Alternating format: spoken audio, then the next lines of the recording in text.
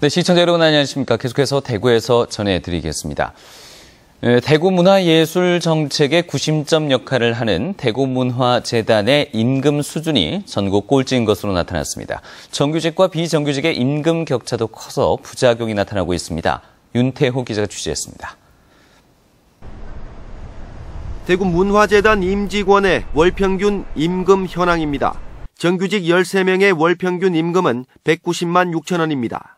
상해는 고사하고 복지 포인트도 없는데 전국 13개 광역시도 문화재단 가운데 가장 적고 460만 원을 받는 충남의 41% 수준입니다. 비정규직은 사정이 더 열악해서 월평균 임금이 150만 원에 불과합니다. 대구시 출연기관이다 보니 처음부터 공무원 임금 체계를 적용했기 때문입니다. 임금 인상률이 해마다 3%에 불과합니다.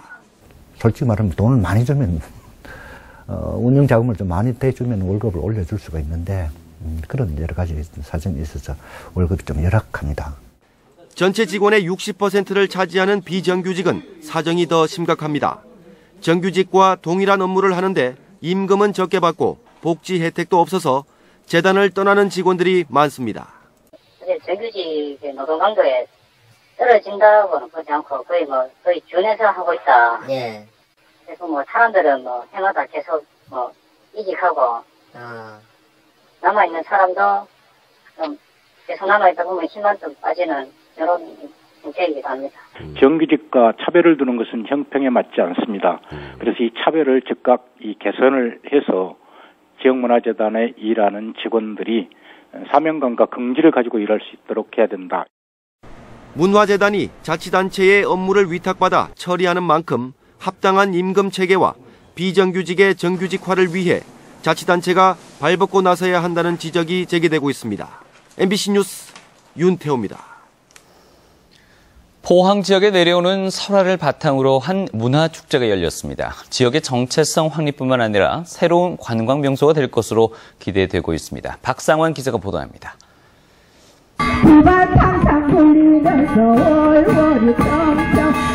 소리꾼의 선창에 따라 후창을 하면서 둥글게 돌면서 춤을 춥니다. 다채로운 국악과 흥겨운 민요 공연은 관광객들의 마음을 풍족하게 해줍니다. 지역의 설화를 재현하고 계승 발전시키기 위해 마련한 연호랑 새우녀 문화축제가 올해로 9회를 맞았습니다. 이 축제는 신라 사람인 연호랑과 새우녀가 일본으로 건너가 신라의 해와다리 빛을 잃어 새우가 보낸 비단으로 제사를 지내 해와다리 빛을 되찾았다는 설화를 바탕으로 기획됐습니다. 이 밖에 수륙 양용차를 직접 타보는 해병대 체험 행사도 함께 열렸습니다. 포항 지역에 내려오는 설화를 바탕으로 한 문화 행사뿐만 아니라 주민들이 모두 참여하는 한마음 체육대회도 열렸습니다. 주민들은 단체 줄넘기와 윷놀이, 축구 등 그동안 갈고 닦은 기량을 뽐냈습니다. 1년에 한 번씩 이렇게 큰 행사를 해서 우리 선후배님들 볼 수도 있고 또 한 번씩 운동도 할 수 있고 이렇게 해서 기분 좋습니다. 오랜만에 만난 동네 주민들은 맛있는 음식과 함께 서로 이야기꽃을 피웠습니다. 우리 동네 면민 모두가 다 큰 화합이 될 수 있고 큰 소통이 될 수 있는 그런 자리입니다. 앞으로 이런 자리가 더 활성화될 수 있고 더 화합이 될 수 있도록 우리 동네 면민이 다 같이 잘 노력하여 더 발전시키겠습니다. 현재 진행 중인 연호랑 새우녀 테마파크 사업이 완공되면 지역의 정체성 확립뿐만 아니라 포항의 새로운 관광 명소가 될 것으로 기대되고 있습니다. MBC 뉴스 박상환입니다. 휴일인 오늘 대구에선 중앙로 대중교통 전용 지구에서 2014 컬러풀 대구 페스티벌 둘째 날 행사가 열려 다채로운 거리 공연과 체험 행사에 이어 시민들이 직접 참가한 컬러풀 퍼레이드 수상팀과 초청팀의 앙코르 퍼레이드가 열렸습니다. 성주군 대가천변 생태공원 일대에서는 제1회 황금들녘 메뚜기 잡기 체험 축제가 열려 많은 주민과 관광객들이 함께 메뚜기를 잡고 농경 체험을 하면서 즐거운 가을 추억을 만들었고 각 단체들과 고교 동문들의 체육대회도 곳곳에서 열렸습니다. 경북교육청은 과도한 선행학습의 문제점을 바로잡기 위해서 공교육 정상화와 선행교육 관행 근절 계획을 세워 실시하기로 했습니다. 이를 위해서 부교육감과 교장, 대학 교수와 학부모 등 15명으로 교육과정 정상화 심의위원회를 구성해서 구체적인 실천안을 만들기로 했습니다. 위원회는 선행교육 기준과 교육과정 운영 및 평가 방안 등 세부 사항을 담은 책자를 만들어서 학교에 보급하기로 했습니다.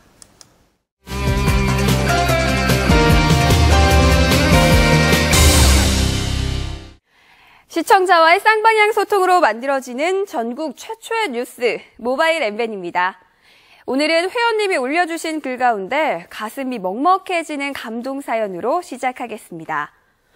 휠체어를 타고 다니는 한 중학생이 세상에 다시 태어난다면 이라는 주제로 수업 시간에 글을 쓰게 됐는데요. 놀랍게도 글에는 정상적인 다리로 태어나고 싶다가 아닌 내 어머니의 어머니로 태어나고 싶다라고 적혀 있었습니다. 나로 인해 어머니가 너무 힘들었기 때문에 다음 생에선 내 어머니의 어머니로 태어나서 내가 받은 무한한 사랑과 정성을 갖고 싶다는 내용인데요. 아낌없이 주는 어머니의 마음과 어머니를 향한 학생의 마음이 진한 감동으로 남았습니다. 만남의 장소로 각광받고 있는 월드컵 경기장 주차장이 쓰레기로 몸살을 앓고 있다는 제보가 올라왔습니다. 밤사이 사람들이 함부로 버린 쓰레기도 쓰레기지만 까마귀들도 사람들의 행동을 닮은 것일까요? 아침에 먹이를 구한다고 쓰레기통을 마구 뒤지는 것은 물론 쓰레기를 물어날라 주변을 더욱 어지럽히고 있습니다. 이곳 대구 월드컵 경기장 주변 쓰레기통은 보시는 것처럼 새들이나 동물의 접근을 막기 위한 장치 없이 이렇게 그대로 방치가 되어 있는데요. 외국의 경우에는 조금 다르다고 합니다. 이웃나라 일본도 까마귀로 골치를 앓고 있지만 화면에서 보는 것처럼 공동 쓰레기통은 그물망으로 덮어서 동물들의 접근을 막고 있는데요. 대비도 중요하지만 무엇보다 쓰레기는 함부로 버리지 않는 약속을 사람부터 실천해야 하지 않을까요? 이번 주 나도 전문가 코너에서는 요가 강사 이복연님을 만나봤습니다. 요가는 예전부터 웰빙 열풍을 타고 사람들에게 꾸준히 사랑을 받아왔는데요. 이복연님에게 건강에 도움이 될 만한 동작 한 가지를 배워봤습니다. 평소에 많이 쓰는 척추를 풀어주고 골반을 반듯하게 만들어줄 수 있는 고양이 자세를 배워볼까 합니다. 오른쪽 다리와 왼팔을 들었을 때 우리가 평소에 쓰지 않는 내 몸 뒤쪽 근육을 좀 더 강하게 만들 수가 있는데요. 이렇게 들고 15초에서 20초 정도 버티게 되면 내 몸 뒤쪽에 아마 신호가 오실 겁니다. 요즘 특히 날씨가 쌀쌀해지고 추워지는데 등이 굽었거나 이렇게 어깨가 고부정하게 굽으신 분들은 저녁에 주무시기 전에 한 번씩만 해주셔도 등과 어깨를 반듯하게 펴줄 수 있는 그런 효과를 기대할 수가 있습니다. 앞으로도 우리 지역민들의 건강을 책임지는 요가 전도사로 많은 활동을 하길 기대하겠습니다. 낚싯대가 아닌 손으로 대형 물고기를 잡는 영상이 올라와 화제가 됐습니다. 미국 플로리다의 한 선착장의 영상인데요. 이곳은 타폰이라는 괴물 물고기가 많기로 유명한 곳이기도 합니다. 근데 한 남성이 팔을 낚싯대 마냥 뻗고 있더니 잠시 후 물밑에서 왔다 갔다 하던 커다란 물고기가 이 남성의 팔을 물어버리자 기다렸다는 듯이 아가미에 손을 넣어 잡아 올립니다. 힘이 어찌나 좋은지 건장한 체격의 이 남자도 결국 넘어지고 마는데요. 월척잡이에 성공은 했지만 조금 위험하게 보이기도 하네요. 하지만 이 물고기는 보호어종으로 곧바로 놔줘야 한다고 합니다. 지금까지 모바일 엠벤 정미욱이었습니다. 대구 지역의 노후 상하수도관 비율이 전국 평균을 웃돌고 있습니다. 이 새누리당 민현주 의원의 국감자료에 따르면 대구의 하수도관 가운데 20년 넘은 관로가 전체의 65%로 17개 시도 가운데 세 번째로 많았고 20년이 넘은 상수도관은 31%로 전국에서 6번째였습니다. 반면 경북은 20년 넘은 상수도관이 전체의 26%, 하수도관은 21%로 상대적으로 적었습니다. 경북 지역 고령자의 자살에 의한 사망률이 10만 명당 55.4명에 이르는 것으로 나타났습니다. 동북지방통계청에 따르면 경북 지역 고령자 10만 명당 자살 사망은 55.4명이고 대구는 55.3명으로 조사됐습니다. 이 가운데 경북 지역 남자의 자살 사망 비율이 87.7명으로 여자보다 2.6배나 높은 것으로 조사됐습니다. 그러나 이 같은 수치는 전국 노인 자살 사망률 64 4.2명보다는 낮은 것입니다.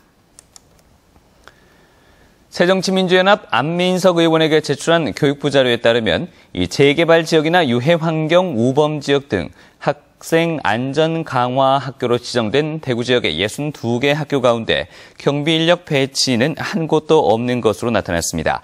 지자체 통합관제센터와 연계하는 통합관제 CCTV도 33개 학교에만 설치돼 있었습니다. 이 대부분 학교가 시간제로 운영하는 배움터 지킴이만 배치해서 학생 안전 강화 학교 운영이 부실하다는 지적을 받고 있습니다.